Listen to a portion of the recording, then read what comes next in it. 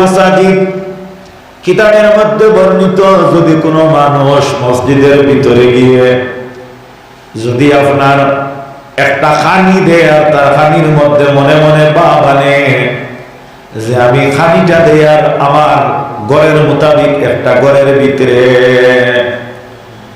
লগে লগে এই ব্যক্তির নামায় আমল তাকি 40 বছরের নেকি আপনার মিটাইয়া দেওয়া হইব। নাউযুবিল্লাহ। আল্লাহর নবী সাল্লাল্লাহু আলাইহি ওয়াসাল্লামের উম্মতগণ, মসজিদ ওলামা তাবাররুক এক জায়গা, মসজিদের ঘরের ভিতরে যখন আপনি আমি মাত কথা করি, আল্লাহ সুবহানাহু ওয়া তাআলার রহমতের ফেরেশতা বলে তাদের বাসা দিয়ে আমরা আইয়া কইবা, ও ফলনা আপনি হইলে আল্লাহর একজন দোস্ত, আপনি হইলে আল্লাহর একজন বন্ধু, আপনি আপনার মাত কথাটারে বন্ধ করিলে কোয়া